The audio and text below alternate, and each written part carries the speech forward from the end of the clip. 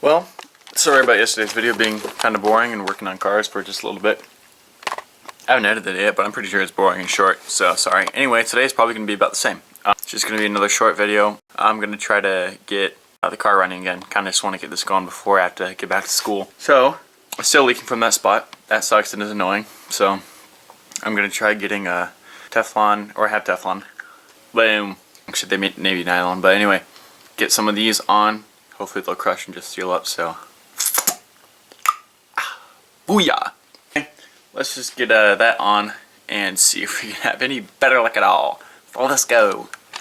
This engine sucks, and I hate it, and it's stupid, and it's dumb, and it's retarded. So anyway, I stripped out my fuel brush regulator thingy thing. Took it off and on so many times that it just stripped. So that's dumb, it's stupid, and I want to throw this engine away. Yeah, I don't know.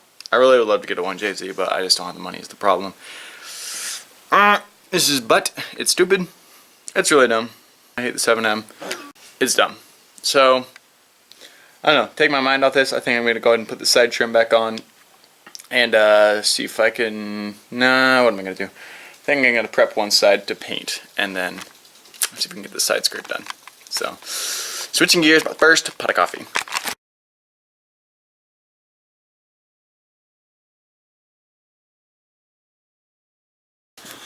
Alright guys, let's talk. So, here's what's going on with the Supra.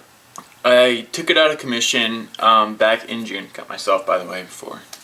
But I took the car out back in June because the head gasket was... So, let me pause. So, when I bought my car, the head gasket wasn't really an issue. It was fine. But then it started leaking. I kept driving it because it was my daily driver and I just needed to get places. Then around June, I just kind of looked at it, and I've been checking the coolant and oil and everything, all that, just keeping it topped up and everything, and then one day I found that the coolant was no longer green, it was brown, and so that's the last day that I drove the car, and I took it out of commission to replace the head gasket. Anyway, I've never worked on cars really before. This is kind of my first time, my whole learning experience car, but I took it apart and slowly put it back together and just haven't been able to get it to work. And so that part sucks, but yeah. So at this moment the car doesn't run, it's just sitting up on jack stands, just whatever. I've tried a whole bunch of things to get it back together, and I'm taking it apart and back together 4 or 5 times now, and then just that one intake part, like countless. But yeah, so initially plans had been always from the beginning, after about a couple months in. So when I bought the car, let me just start over all this and let me just give you the whole story of my car and the plans for it. So when I bought my car, I'm officially the second owner of my car. The lady before me bought it off the lot new in 1986, drove it till she lost her license, and I bought it for $2,000. So then, that was in August. Around the time of, actually end of September, I drew that picture up in the top right, and that is a concept picture of what I wanted my car to look like. I wanted it to be wide body, front splitter, flares, low with 5-spoke wheels, and that's what I wanted right from the beginning.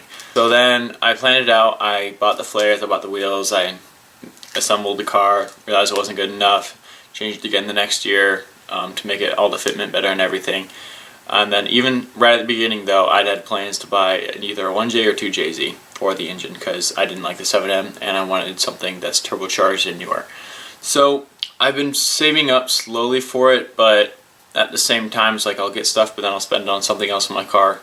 So right now, at this moment, I have about $3,000 saved up that could be used just for car parts. And this is stuff I've all gotten recently, so it's not like I've just been slowly saving. I had a summer job, I got another paycheck from other stuff, so I have about $2,000 there, and then I'm selling my parents my car, and that gets... I'm selling them the car for $1,800, but $800 I had to use in order to buy the car. Save, or $700 I had to use to buy the car to save up from savings for getting married down the road. So $700 is going back, so that leaves me with $1,100. So roughly, I'm going to say I'm going to have about, yeah, probably near $3,000, maybe just a bit over, in order for my car.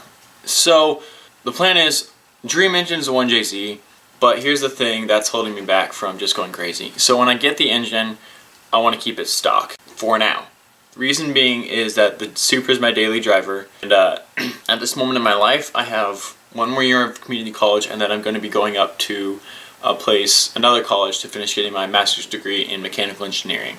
So what's happening is I have about this year to spend stuff before I need to start saving up. But also, after this year, I would really like to get married, which means I'm probably going to have to stop working on the car for a while, or at least just like big stuff, which is totally fine with me. I love to keep working on the car, but honestly, I really don't mind having a car that's kind of slow as long as it looks good. I'd rather have a car that looks nice when parked than something that's super fast that is a 6 out of 10 on looks. So for this is where it comes to two options. Oh, let's see if I have a chart that I'm going to see if I can pull up or find for you guys that explains it really well what I'm thinking about. So here's the little chart that I had. I made it for my girlfriend to try to explain things to her. So it's fairly simple. Yeah, pretty much it just says my engine options and engine plus transmission options and what the prices are. So the dream engine and transmission combination is a 1JZ with a R154 transmission. The one R154, for all you guys, if you don't know Supras, is a really strong transmission. 5-speed that would work great for the power I want. I just want 400 to 500 horsepower, nothing crazy, so that'd be plenty enough for me. The next best option is 2JZ with a R154. But the thing is, I already have a manual transmission. I have the W58, which isn't a very strong transmission, but if I'm keeping the engine stock. So, little side tangent, the W58, I did research, and it holds up anywhere between, I've seen numbers ranging from 300 to 550 horsepower that it holds. So nothing crazy, or 350 horsepower. So 350 to 375. Actually, no, sorry, I'm getting my numbers mixed up. 375 was about the lowest horsepower that I've seen it blowing out on. So this leaves me with awesomely, it leaves me with the option of getting either 1J or 2J, keeping it stock, both turbo, keeping it stock, and then going from there. I really would like a turbo engine at this point because I could get a 2JZ GE, the non-turbo version. That'd be the cheapest route, but at the same time, I wouldn't want to do that because when I eventually would want to build it, it would take a bit more work to try to get that all together. But the two options I'm left with are 1JZ or 2JZ with my W58 transmission. That's the cheapest route to get what I want. So the appealing thing about a 1JZ is, one, I love the sound. I think it's awesome. Two, it's the engine that I actually want. And three, it's within that 375 horsepower threshold, so I could use my transmission. The 2JZ has more power. It sounds great. I like the 1J better, but the 2J still sounds amazing.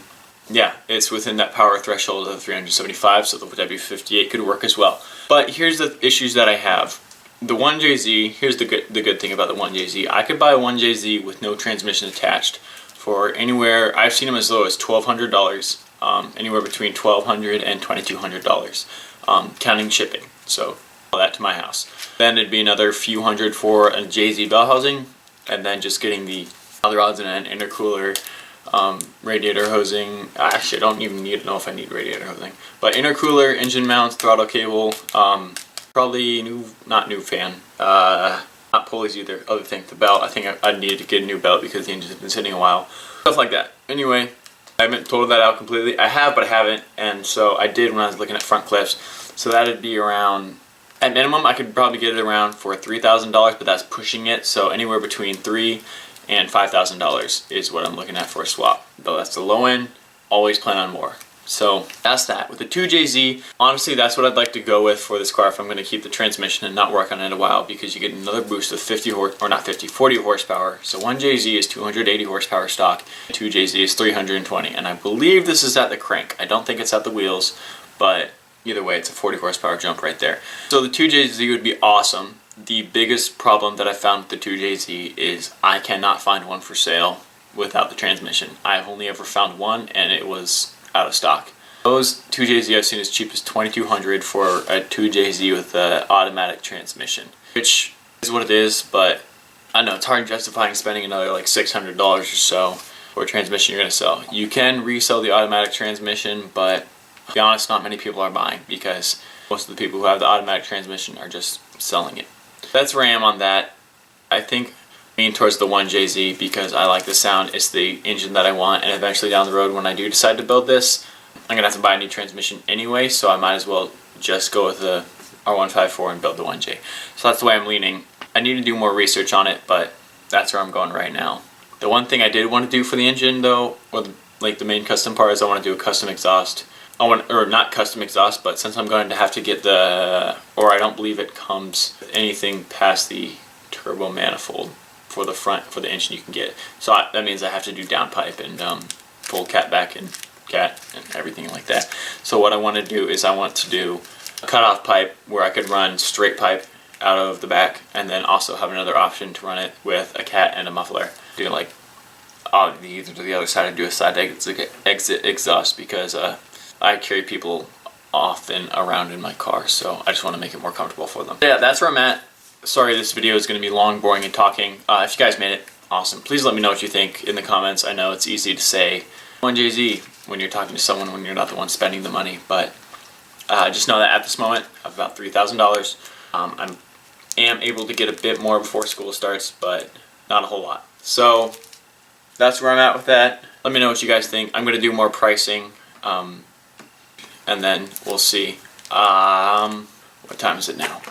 Alright, it's 2:58 now. I have work at 3 o'clock, which gives me about an hour and a half to do research or stuff. That's what I'm going to do.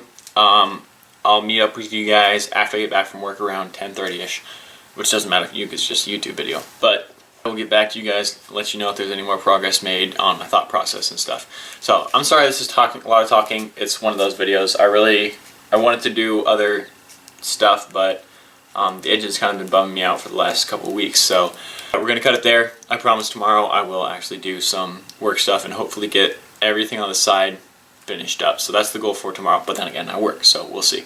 Anyway, that's what it is. I will catch up to you guys after I get back. Well, another video of me shirtless closing out the night. But, so, tonight at work, I talked to, or messaged probably 10 to 15 different people talking about swaps and the direction to go. So, I'm thinking 1J is the way to go. As I mentioned earlier, I don't quite have enough money to do a full swap to get everything, but what I'm thinking for the moment is to get the 1JZ, the bell housing, and the engine mounts, and then get those so that way I'll be able to pull my engine, put the engine and transmission that I have together, fill it with gearbox oil, throw it in the what's it called? The car with the mounts, so that way it's in there, and then as I can afford it, just slowly build up and get the parts back into the car so that I can make it run. So, I have to burp. So, yeah, that's directions it's learning, or that's direction it's leading, but I'm going to sit on it a couple more nights probably, and then we'll see. This isn't something I just want to jump into and just throw out $3,000 out nowhere without doing all my research. So, if you have any ideas about 1J swaps, things to look out for, things to look for, ways to go. Another thing that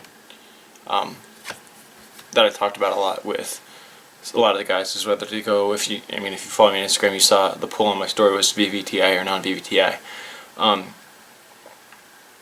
Pretty much every single person said VVTI except for two. One just liked the mechanicalness of the non-VVTI, and the other person just was adamantly for it and against the VVTI because VVTI takes a couple extra more pieces, I believe, in order to get in the Supra.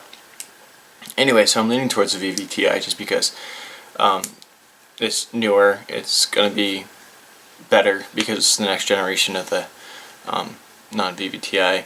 I don't think it'll make as much power top end or in the end, but it doesn't matter because I'm going to stop around 400 or 500 horsepower anyway. Yeah, everything just seems to lean that way. It has better low end torque, sounds better in my opinion, comes with the single turbo stock, and yeah, it's still a 1J. It's also cheaper, like honestly, online looking at all the VVTIs have been cheaper than the non-VVTI. Anyway, also better low end torque, last thing is the thing. So if it has better low end torque, that'll be great for daily driving, just make it a bit more fun. So yeah, that's the direction I'm leaning. Thanks for listening to me talking so much today. It's been a lot. This is going to be a fun video to edit because I hate editing videos where it's all talking. It's a pain. Speaking of editing, it's 11:48 p.m. right now. I've not even started editing the video that's going out. The one before this one, or two ones before this one. I don't know. It's whichever one. I think I tried to start the engine the second day. I think it's yesterday's. The video before this. Yep. Alright, the video before this happened today. So, yeah, I'm tired. lack of energy right now, and I just gotta get to it. So thanks guys for watching. I promise I'll get more stuff going tomorrow. I work at 2, but I'm gonna try to get up before 9 because it's gonna be late night. But get up before 9, then just knock out the side skirt, trim, and hopefully get that flare back on, and then probably maybe start curb brush. Alright, so that's it guys. Thanks for watching. Don't forget to do the usual, just like, unsubscribe, leave it in the comments. Bye!